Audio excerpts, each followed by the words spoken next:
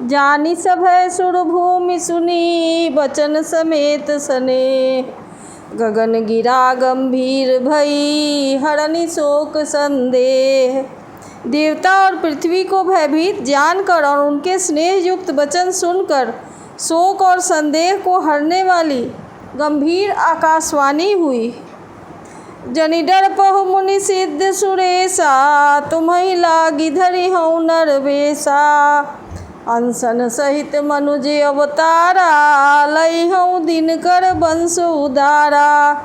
हे मुनि, सिद्ध और देवताओं के स्वामियों, डरो मत, मैं तुम्हारे लिए मनुष्य का रूप धारण करूँगा और उदार सूर्यवंश में अंशों सहित मनुष्य का अवतार लूँगा। कश्यप अदिति महातप कीन्हा तिन कहूँ मैं पूरब बड़ दीन्हा। ते दशरथ कौसल्या रूपा कौशलपुरी प्रगट नर भूपा। कश्यप और अदिति ने बड़ा भारी तप किया था। मैं पहले ही उनको वर दे चुका हूँ। वे ही दशरथ और कौशल्या के रूप में मनुष्यों के राजा होकर श्री अयोध्यापुरी में प्रकट हुए हैं। तिनके गृह अवतरी हऊँ जाई रघुकुल तिलक सुचारी उभाई। नारद बचन सत्य अब करी हऊँ परम शक्ति समेत अवतरी हऊँ।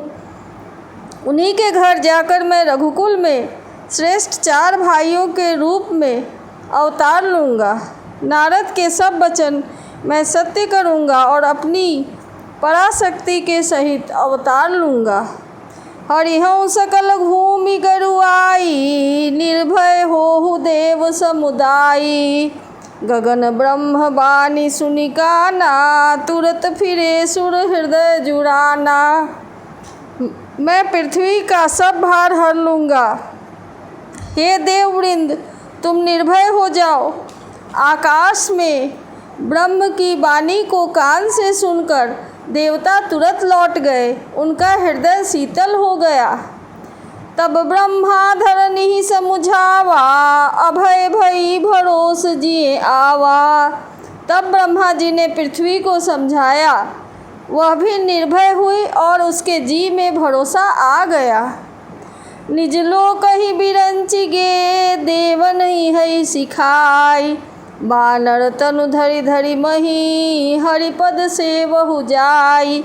देवताओं को यही सिखाकर कि वानरों का शरीर धर धर कर तुम लोग पृथ्वी पर जाकर भगवान के चरणों की सेवा करो, ब्रह्मा जी अपने लोक को चले गए।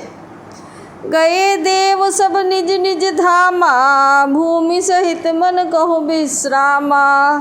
जो कछुआय सुब्रह्मा दीन्हा हर से देव विलंब न कीन्हा। सब देवता अपने अपने लोक को चले गए। पृथ्वी सहित सबके मन को शांति मिली। ब्रह्मा जी ने जो कुछ आज्ञा दी उससे देवता बहुत प्रसन्न हुए और उन्होंने वैसा करने में देर नहीं की। बनचर देह धरी छिति माही अतुलित बल प्रताप तिन्ह पाही। गिरि तरु नख आयुध सब वीरा हरि मारग चित वही मति धीरा। पृथ्वी पर उन्होंने वानर देह धारण की। उनमें अपार बल और प्रताप था। सभी शूरवीर थे। पर्वत वृक्ष और नख ही उनके शस्त्र थे।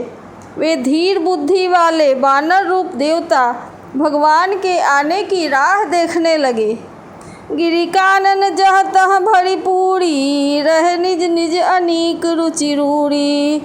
यह सब रुचिर चरितमय भाषा अब सो सुनहु जो बीच ही राखा। वे बानर पर्वतों और जंगलों में जहाँ तहाँ अपनी अपनी सुंदर सेना बनाकर भरपूर छा गए। यह सब सुंदर चरित्र मैंने कहा। अब वह चरित्र सुनो जिसे बीच में ही छोड़ दिया था। अवधपुरी रघुकुल मणि राऊ वेद विदित तेहि दशरथ नाऊ। धर्म धुरंधर गुण निधि ज्ञाना हृदय भगति मति सारंग पानी। अवधपुरी में रघुकुल शिरोमणि दशरथ जी नाम के राजा हुए, जिनका नाम वेदों में विख्यात है। वे धर्म धनुर्धर गुणों के भंडार और ज्ञानी थे। उनके हृदय में सांग धनुष धारण करने वाले भगवान की भक्ति थे और उनके बुद्धि में उन्हीं में लगी रहती थी। कौसल्यादि नारी प्रिय सब आचरण पुनीत, पति अनुकूल प्रेम दृढ़ हरिपद कमल विनीत। उनकी कौशल्या आदि प्रिय रानियाँ सभी पवित्र आचरण वाली थी। वे बड़ी विनीत और पति के अनुकूल चलने वाली थी और श्री हरि के चरण कमलों में उनका दृढ़ प्रेम था। एक बार भूपति मन माही, भय गलानि मोरे सुत नाही। गुरु गृह गयउ तुरत महिपाला, चरण लागी कर विनय विशाला। एक बार राजा के मन में बड़ी ग्लानि हुई कि मेरे पुत्र नहीं है। राजा तुरंत ही गुरु के घर गए और चरणों में प्रणाम कर बहुत विनय की। निज दुख सुख सब गुरु ही सुनायऊ, कही वशिष्ठ बहु विधि समुझायऊ। धरहु धीर होई हहि च्युतचारी, त्रिभुवन विदित भगत भयहारी। राजा ने अपना सारा दुख सुख गुरु को सुनाया। गुरु वशिष्ठ जी ने उन्हें बहुत प्रकार से समझाया और कहा, धीरज धरो, तुम्हारे 4 पुत्र होंगे जो तीनों लोकों में प्रसिद्ध और भक्तों के भय को हरने वाले होंगे। श्रृंगी ऋषि वशिष्ठ बुलावा, पुत्र काम शुभ यज्ञ करावा। भगति सहित मुनि आहुति दीन है, प्रगटे अग्नि चरु कर लीन है। वशिष्ठ जी ने श्रृंगी ऋषि को बुलवाया और उनसे शुभ पुत्र कामेष्टि यज्ञ कराया। मुनि के भक्ति सहित आहुतियाँ देने पर अग्निदेव हाथ में हविष्यान्न खीर लिए प्रकट हुए। जो वशिष्ठ कछु हृदय विचारा, सकल काज भा सिद्ध हमारा। यह हवि बाटी देहु निपजाई, जथा जोग जेहि भाग बनाई। और दशरथ जी से बोले, वशिष्ठ जी ने हृदय में जो कुछ विचारा था, तुम्हारा वह सब काम सिद्ध हो गया। हे राजन, अब तुम जाकर इस हविष्यान्न को जिसको जैसा उचित हो वैसा भाग बनाकर बांट दो। तब अदृश्य भय पावक, सकल सभई समुझाई। परमानंद मगन निप, हरस न हृदय समाई। तदनंतर अग्निदेव सारी सभा को समझाकर अंतर्धान हो गए। राजा परमानंद में मग्न हो गए और उनके हृदय में हर्ष समाता ही नहीं था। तब ही राय प्रिय नारी बुलाई, कौशल्यादि तहाँ चली आई। अर्ध भाग कौशल्य ही दीन्हा, उभय भाग आधे करि लीन्हा। उसी समय राजा ने अपनी पत्नियों को बुलाया। कौशल्या आदि सब रानी वहाँ चली आईं।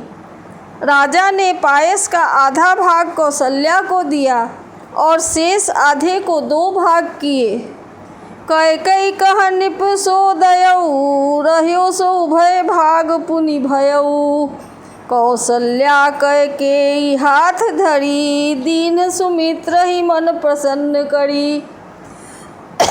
वह उनमें से 1 भाग राजा ने कैकेयी को दे दिया।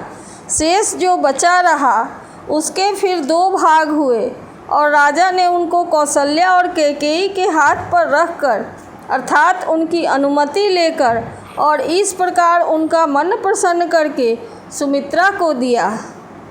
एहि विधि गर्भ सहित सब नारी, भई हृदय हर्षित सुख भारी। जा दिन ते हरि गर्भ ही आए, सकल लोक सुख संपत्ति छाए। इस प्रकार सब स्त्रियां गर्भवती हुई। वे हृदय में बहुत हर्षित हुई। उन्हें बड़ा सुख मिला। जिस दिन से श्री हरि गर्भ में आए, सब लोकों में सुख और संपत्ति छा गई। मंदिर मह सब राज ही रानी, शोभाशील तेज की खानी। सुख सुत कछुक काल चली गयऊ, जेहि प्रभु प्रकट सो अवतर भयऊ। शोभाशील और तेज की खान बनी हुई सब रानियां महल में सुशोभित हुईं। इस प्रकार कुछ समय सुखपूर्वक बीता और वह अवसर आ ही गया जिसमें प्रभु को प्रकट होना था।